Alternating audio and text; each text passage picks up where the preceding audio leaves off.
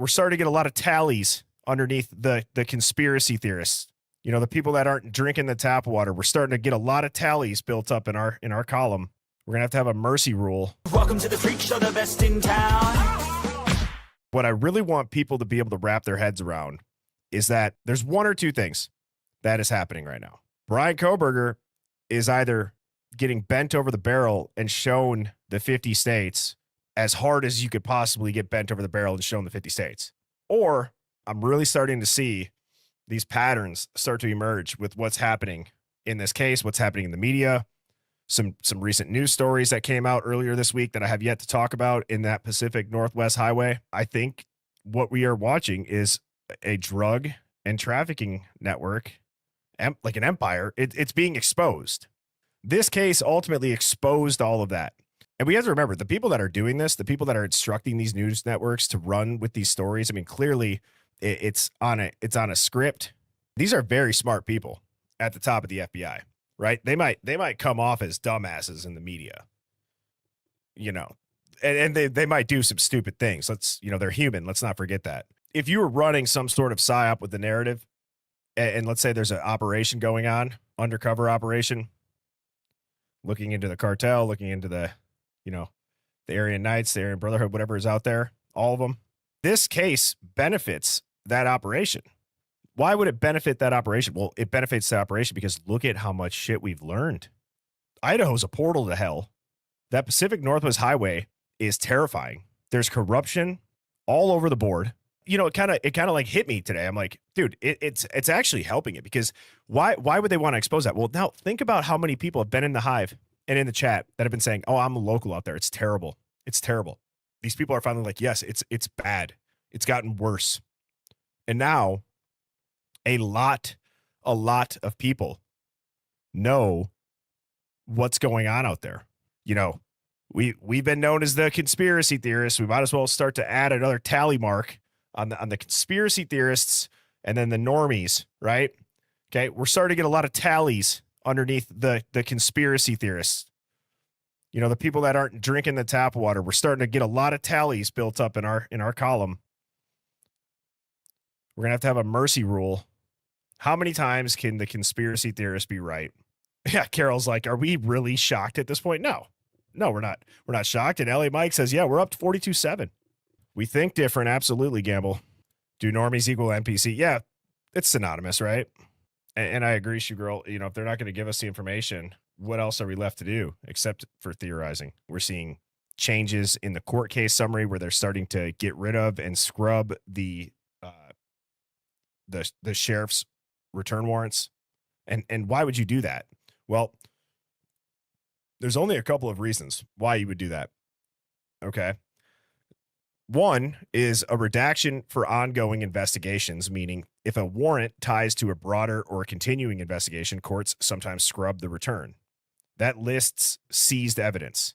Okay. It's to protect uncharged targets, cooperating witnesses, or there's methods that are still in play. The second one is judicial or prosecutorial discretion, meaning that judges or clerks can temporarily seal or redact returns at the request of prosecutors, particularly if sensitive data, meaning addresses, private communications, or financial accounts, is included, which we do know in this case that that's a reality as well.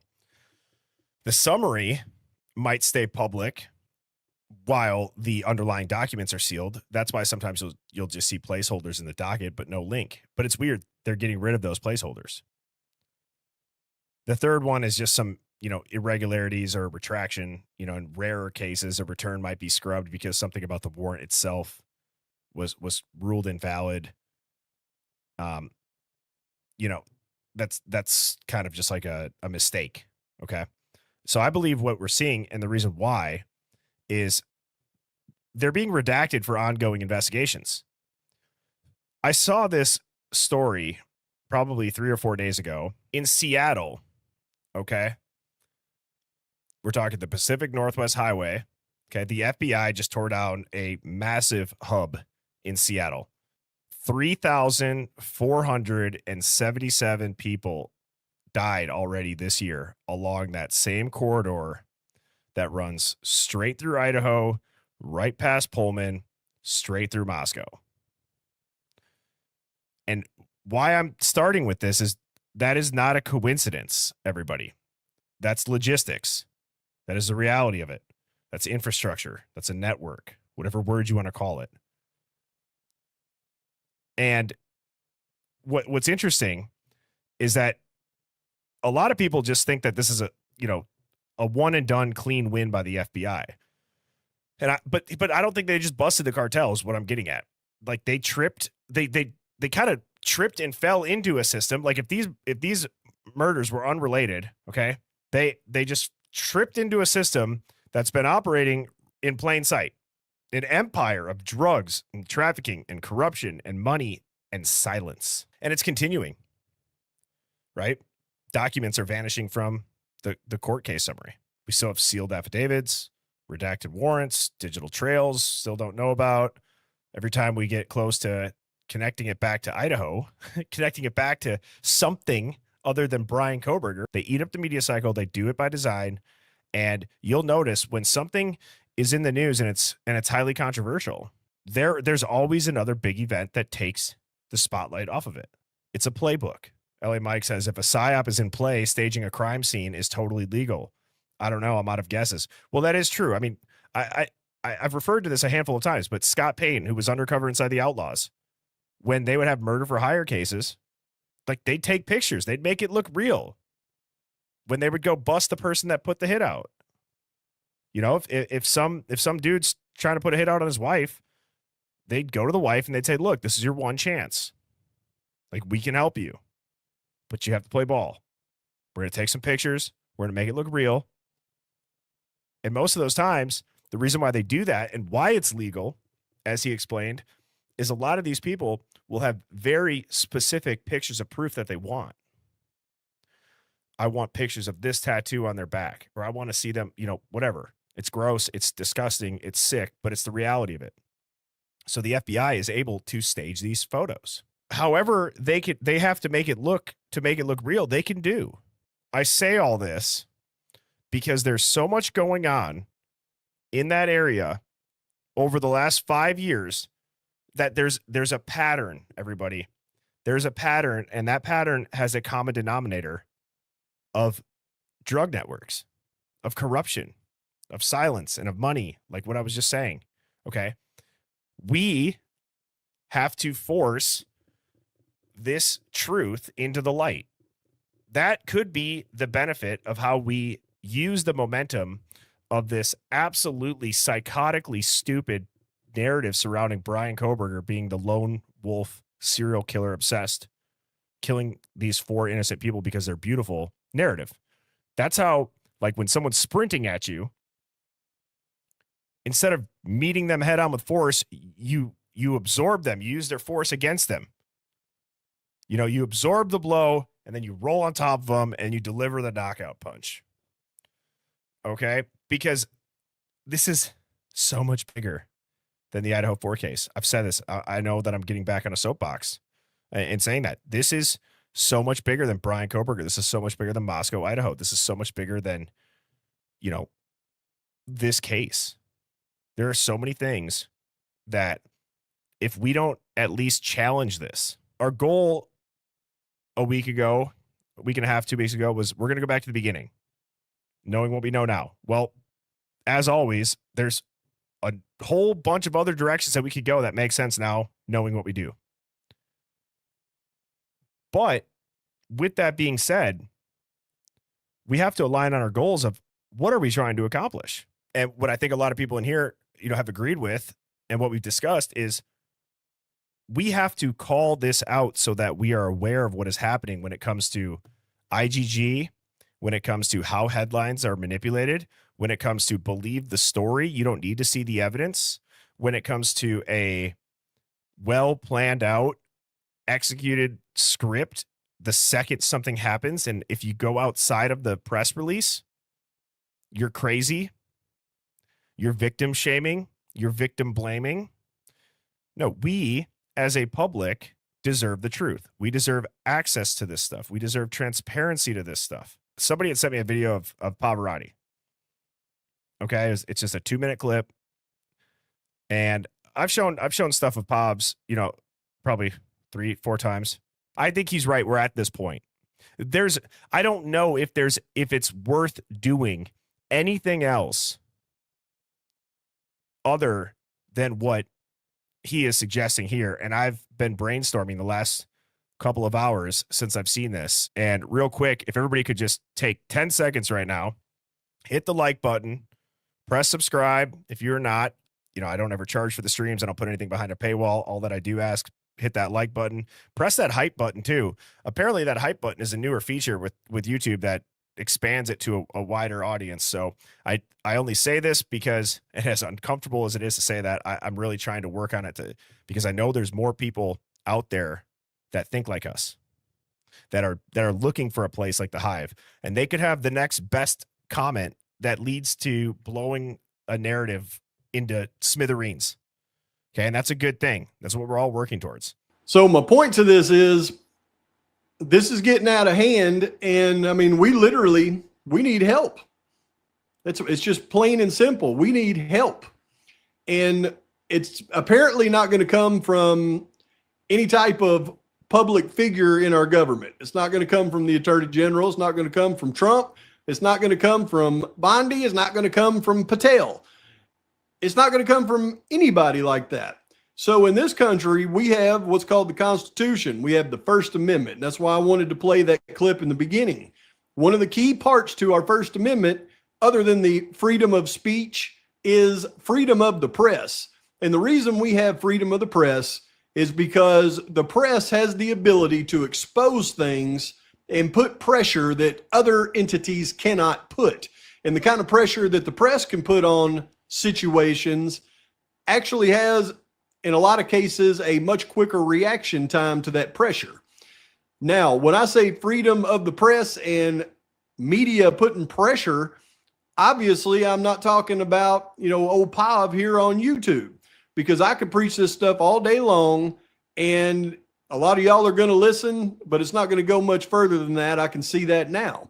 And even other creators, us banding together is not going to have the impact that we need it to have as it relates to this subject. What we really need is we need to all come together, and we need to, in my humble opinion, focus in on some investigative journalist that actually is with a major news network that has a set on them, and we need to all reach out. We need to pick one, focus in, then we need to all reach out and hammer that person that we believe has integrity and have them actually look into this situation that we're talking about in this case. We could all watch this and we could say, yeah, that's great. We do need to do it. And everyone's like, but who? Who are we going to pick? Right? I see people already that are naming some networks. Absolutely. Absolutely. I do think that we need to get a network. I think what we need before we do that is we need to have like an expert on standby. We need to have somebody with a ton of credibility go and kind of be like the front of this. So yes, we need the investigative journalist, but I think we need an expert. And when I say expert, I mean, we have to keep this very simple. It has to be efficient. It has to be effective. So it's almost like we need to pick 3 things. What are 3 things that are absolutely the most damning, that are arguably proof? And I think it needs to be a combination of timeline, some document, and then it has to be the expert coming in on the victimology of this, done in a way and constructed in a way that they cannot spin it. Okay. For God's sakes, they've perverted this man's education for being a good student into serial killer. They'll stop at nothing. Okay. They will stop at nothing. Brian Koberger becoming a vegan was apparently premeditation and murder because the guy wanted to get in shape. Okay. They have spun everything, you guys. You know what? This might just be the person. We need a guy as crazy as Charlie Sheen, who's just banging 7-gram rocks. Got tiger blood. That's what we need. Charlie Sheen might be the move, everybody. I was joking about Charlie Sheen. Okay, let me just clarify. If you guys couldn't tell, I was absolutely joking about Charlie Sheen. Okay.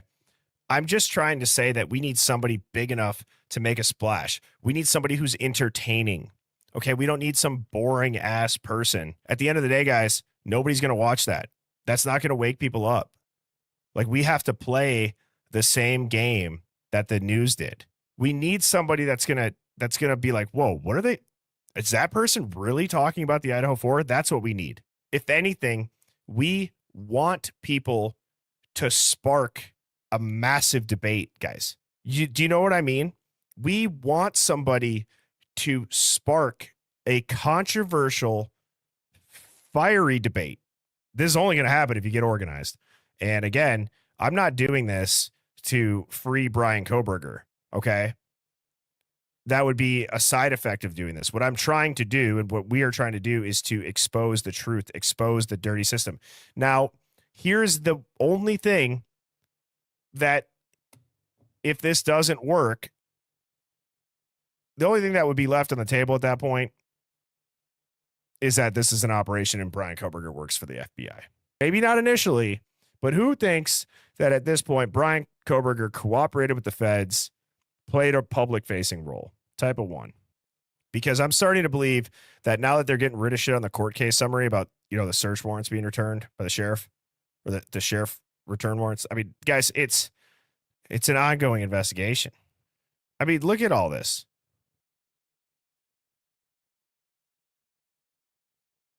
And if he's not a Fed, then what is going on? This is because, guys, I'm telling you, this is past the point of a legitimate court case. The truth is not going to come out of the court system, is my opinion. Obviously, people can disagree with that. I don't believe that the truth is going to come from the court system.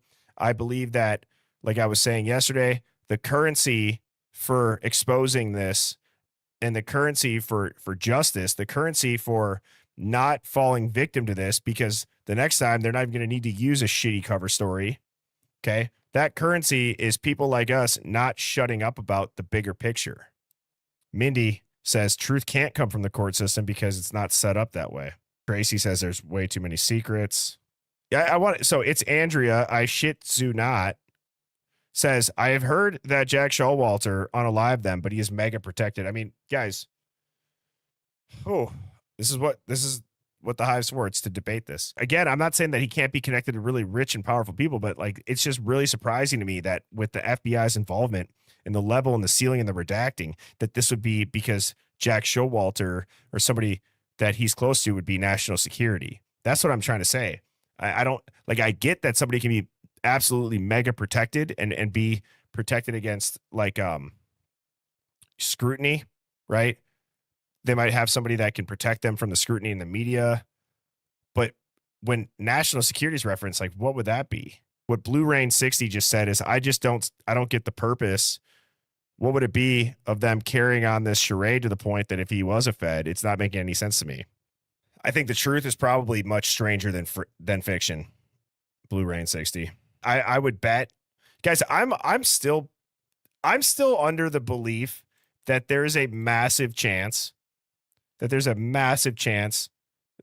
what happened is nothing that's even been said yet. I think there's still a possibility that what happened at King Road is nothing that we would expect. Pav is right. What are we going to do? What are we going to do? We're not going to shut up about it, but it's like, just tell us either this is an operation, show us the evidence, because it's extremely concerning. That's all we're saying. That's the other part too. So Robin said, we could get some big name person, but the fact is that the government is not going to cave on this. I had a wonderful evening with you all. I hope you all did as well. And I will see you tomorrow night, 7 p.m. Central, right here. Cheers.